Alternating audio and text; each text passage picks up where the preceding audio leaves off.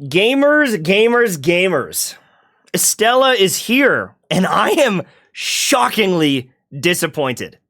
After reading through her kit and seeing what she does, as well as her potential once you start getting dupes of her, I am not interested in this character whatsoever. I was ready. I was saving. I was convinced. I was like, you know what? I'm gonna skip Gwyn. I'm gonna get someone else. I'm gonna skip the Void Goth Mommy, and I'm gonna get the Dragon Summoning Badass. What is this? Listen, these are the ugliest summons I have ever seen in a video game, ever. Legitimately, they're so, like, translucent, and the color of them, and the overall vibe, and the glow on them, it looks unrendered. It looks like an unfinished product. I don't like it at all. I find it so ugly. And I find their attacks so ugly. And then I was like, you know what? It's because they're just these little manta rays. It's okay. It's not a big deal. It's just the little manta rays. Like, it's not a problem. Truly. And then I summoned in the dragon. And I'm looking at this thing, and I'm like, what is this? It's like a seahorse, all right? It's like a seahorse that hasn't eaten for a while. It's disappearing in and out of existence. I think it looks terrible. It looks like a PS2 animation. Like, I'm pretty sure there were better animations in Final Fantasy VII on the PS1. I just don't like it at all. And her other ability, so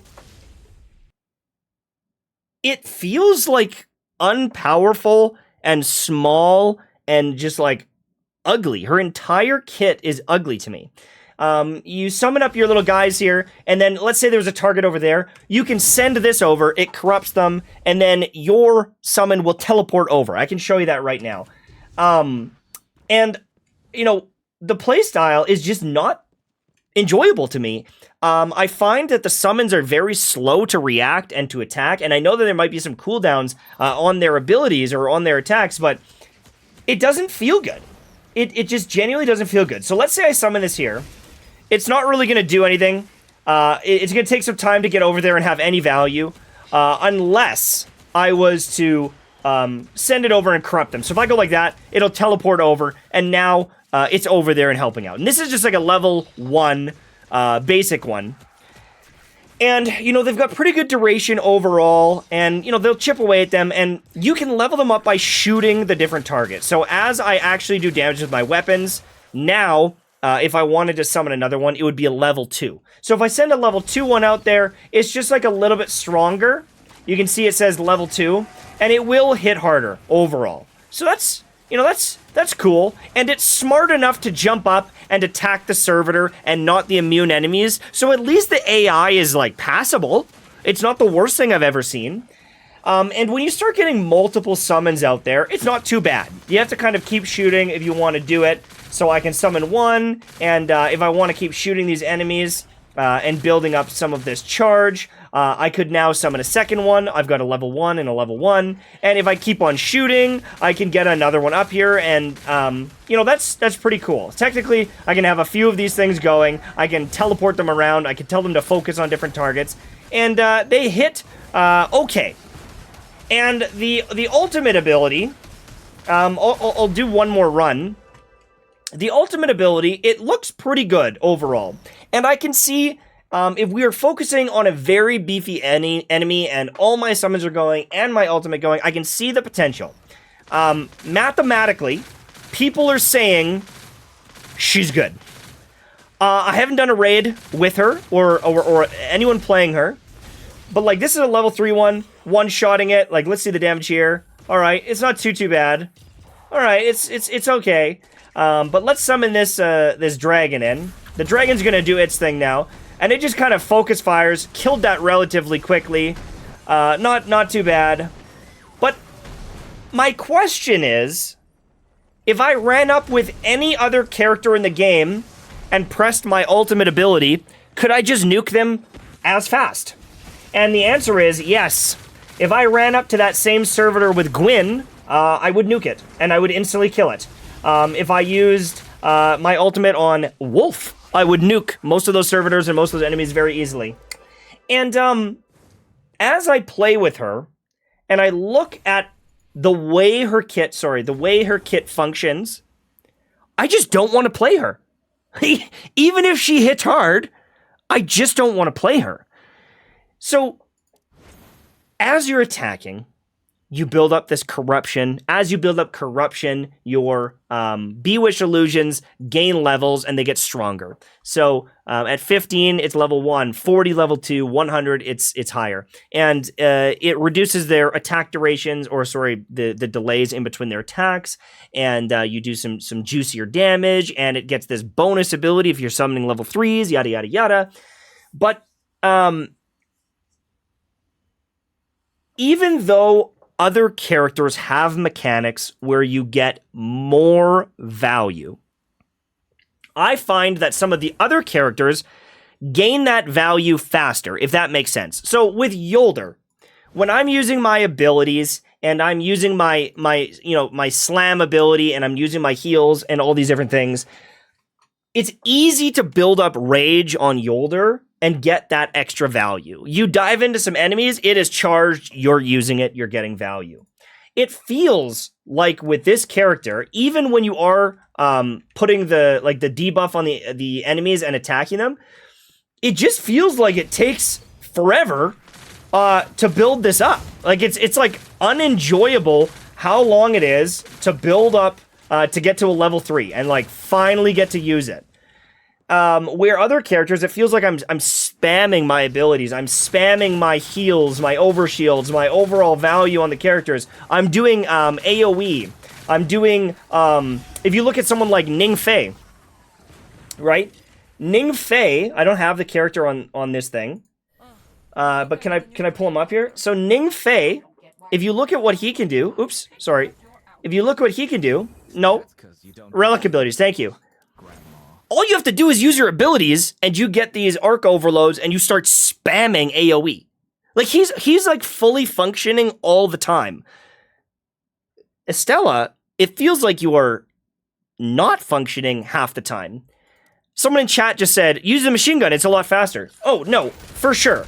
I can definitely do that because I'm attacking faster. I still feel like I want more. And, you know, the duration on these summons is pretty long, so I can understand that in between the summons, you know, I've got time to charge things up. I do. But I just don't like this. It does not feel good to me.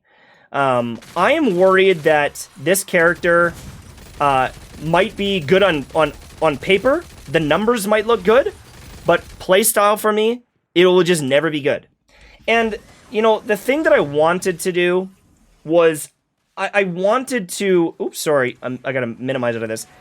I wanted to get multiple dupes of a character and make them extremely, extremely strong. And when I look at Estela, I just don't think she's that option for me. Her weapon choice is kind of cool. But when I look at her talents, I wasn't super excited and didn't see like, oh, that's going to be fun to play. So her summons, when you're attacking with Misfortune, they will recover health, which is cool. So your summons aren't going to die. But like, that is boring. Like, I'm healing myself, and the summons are healing, but that is a boring passive for me, compared to what some other characters are. And then number 2, so when Bewitched Illusion expires, it gains the Sacrifice ability, charging at the nearest opponent and exploding. That is cool.